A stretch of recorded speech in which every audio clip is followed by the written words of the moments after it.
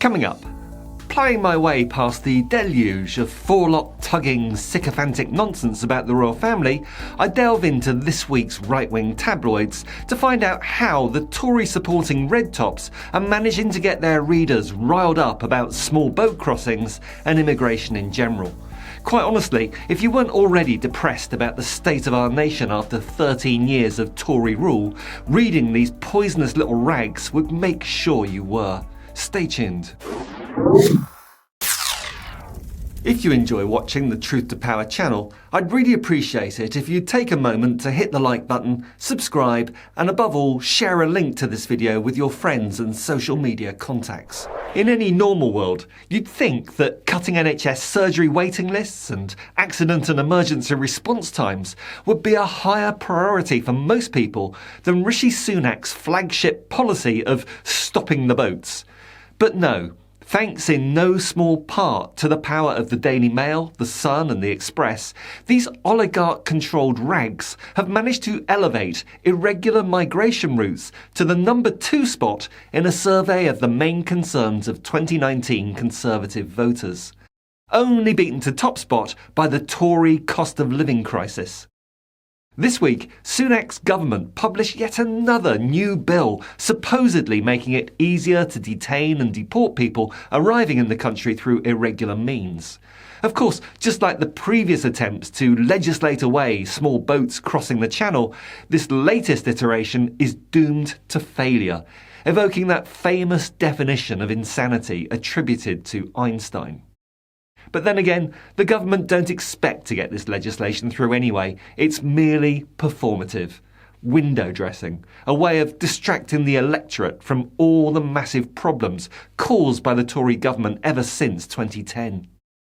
While we're talking about small boats in the Channel, we're distracted from the cost of living crisis, shrinking wages, sewage in our waterways, crumbling infrastructure, NHS waiting lists, court backlogs, industrial unrest, Tory corruption, rampant misogyny in society, social inequality and rising violent crime.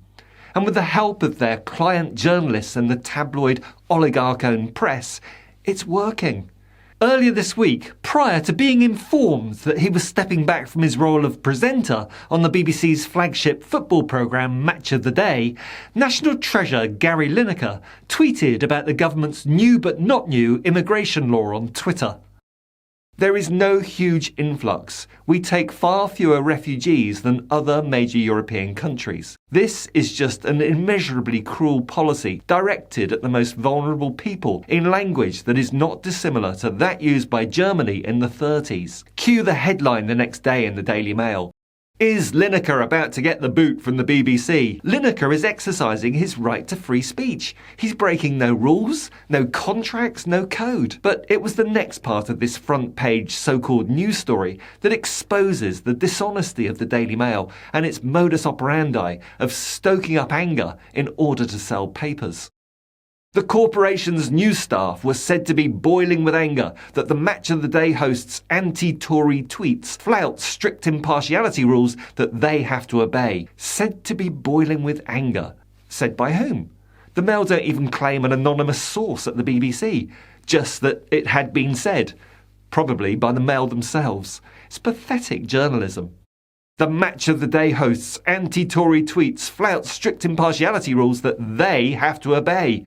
Right, just see through the deception here. The tweets, the Mail alleges, flout strict impartiality rules that apply to the corporation's news staff. But be clear on this, these rules do not apply to Gary Lineker, who is not only a sports presenter, but also a freelancer. So is neither a part of the BBC's impartial news output, nor even a member of BBC staff. Blatant misdirection from this nastiest of all the tabloids. But it was effective. It's done its job. Someone at the top of the BBC was stung into action, or at least felt justified in taking the action, of suspending Gary Lineker from Match of the Day. I'm shocked by the cowardliness of this decision. The BBC is so scared of government sanctions that they dare not employ a sports presenter with a social conscience. It's pathetic.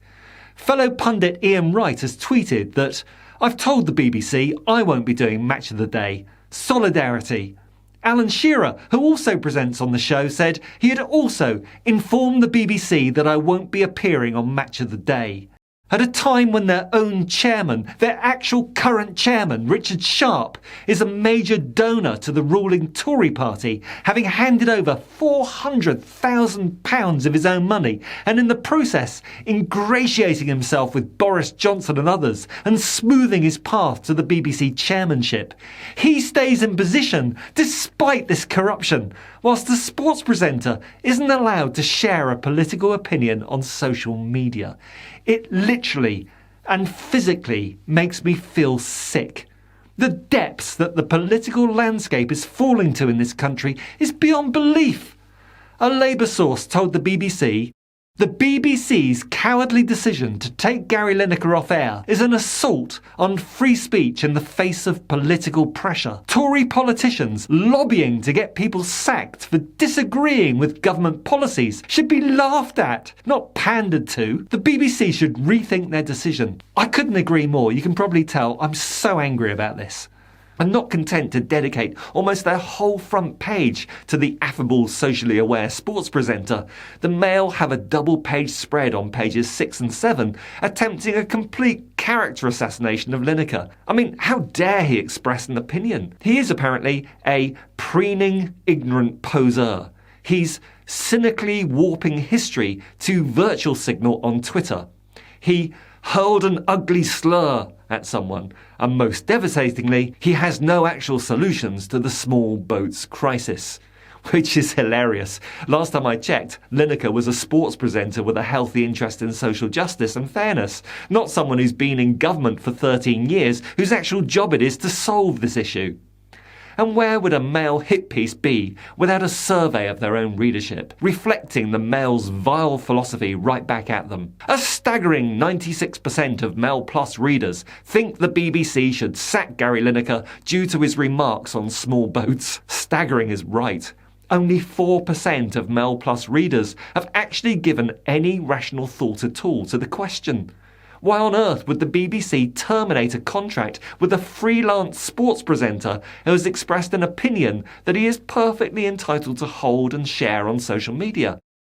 There's yet another double-page spread on pages 8 and 9 regarding migrant boats. After 3 almost full pages of coverage of Lineker's remarks about the government's immigration policies, we now get to the policies themselves eventually. And what we see is language that is far more incendiary than the relatively polite comments that Lineker made. He studiously avoided using the words fascist or Nazi, despite the Mail's remark on their front page referring to his Nazi slur. But the hypocrisy of the Mail is writ large, using the phrase lefty lawyer about Keir Starmer even after the knife attack on a lawyer by hard-right extremist Cavan Medlock, following Priti Patel's use of this same phrase back in 2020. Now that's what I call incendiary, as it has real-world consequences. The Mail also reproduced Suella Braverman's latest attempt at othering her political enemies, headlining the phrase "the blob," which refers to an email sent out by Tory Central Office over Braverman's name, accusing an activist blob of left-wing lawyers, civil servants, and the Labour Party of blocking attempts to tackle irregular immigration. How dare those left-wing activist lawyers actually do their job of making sure that the government sticks to the law? How dare those civil servants object to being asked to break international law? How dare the official opposition officially oppose the governing party? Activist blob, the lot of them. And of course, Suella Braverman herself regularly uses incendiary language about immigration. Here's footage of a Holocaust survivor challenging Suella Braverman earlier this year about her fascistic language, words which Braverman refused to apologise for. I am a child survivor of the Holocaust. In 1943, I was forced to flee my birthplace in Belgium, went across war-torn Europe and dangerous seas until I finally was able to come to the UK in 1947.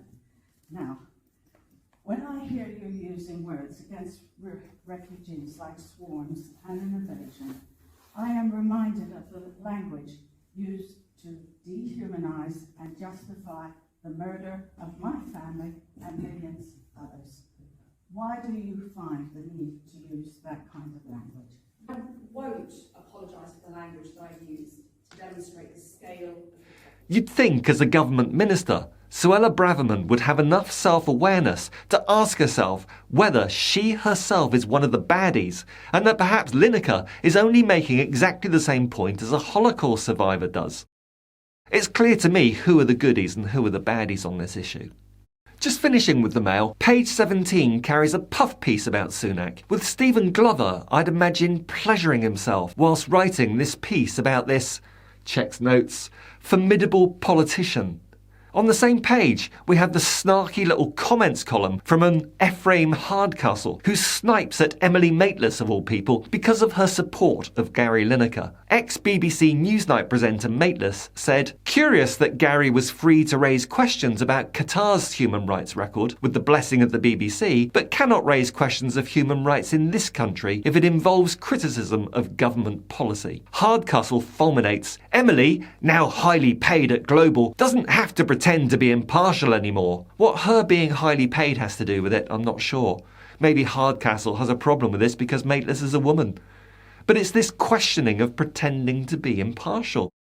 Any human being has their own views and beliefs, but a professional broadcaster like Maitlis is more than capable of putting that to one side without having to pretend.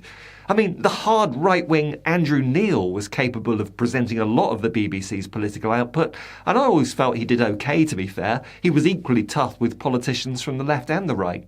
But there's always this sniping from the right wing that the BBC has a left-wing bias. No matter that Director General Tim Davie is an ex-Tory councillor. No matter that ex-Theresa May advisor Robbie Gibb sits on the board of governors as, according to Emily Maitlis, an active agent of the Conservative Party playing a significant role in determining the nature of the corporation's news output.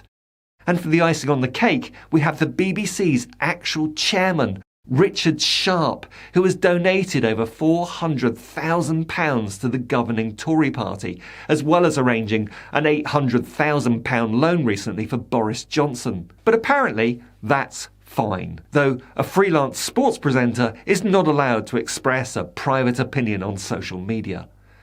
Lineker himself returned to Twitter the next day to comment, "Great to see the freedom of speech champions out in force this morning, demanding silence from those with whom they disagree. Right-wingers in the media are complaining that Lineker is ramping up hostility and division through his use of such words. But toning down the rhetoric is not up to Lineker, it's up to the government. They started it and conduct their culture wars as a central plank of their political strategy. And the Daily Mail and the like are their megaphone. As someone with a small YouTube channel, even I get the occasional death threat. So what Lineker must suffer from these so-called free speech advocates, I can only imagine. But it's not just a random football pundit that has highlighted the fascistic tone of the government's approach to immigration. The Tory plans have drawn sharp criticism from both the United Nations Refugee Agency and the European Union, who have warned it risks violating international law. Cue Sunak arguing that stopping the boats is not just my priority, it's the people's priority. Well, actually, dear Rishi, that is not true.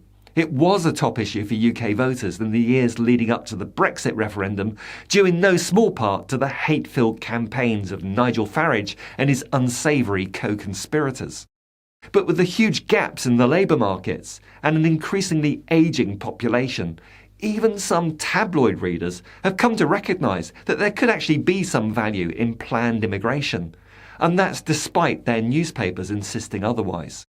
Here's what The Sun had to say the day after the new policy was announced. Again, a similar technique to that adopted by the Mail. Very little on the main story, the government's latest performative policy announcements, but again prominently featuring our friend Mr. Lineker and the story that the tabloids are calling the Nazi row. And just to state again, it's the tabloids using the word Nazi, not Gary Lineker. It's the tabloids that are inflammatory. The rest of the page is given over to an advert on TikTok. Really, that's what this whole article is about. A TikTok advert, supposedly selling a channel crossing on a speedboat. Then we have another full-page spread giving a platform to the infamous hate-monger Rod Liddle, claiming that at last the Tories are in tune with the rest of Britain, and saying that he wasn't talking about Gary Lineker, before going right ahead and talking about Gary Lineker, even including his picture. No, says Liddle, he's talking about the endless whining from charities. Oh, and people that rescue migrants from drowning. How dare they? The patriotic British public apparently would rather they drowned, including the children, obviously. Oh, and what about the lawyers? Bloody lefty lawyers again, making sure people are treated fairly and that the government follows the law. Oh, and the United Nations. Utter bastards, the United Nations. They're part of the problem, according to Liddle. Alongside Labour Party spokesgimps. Now that's a new phrase on me.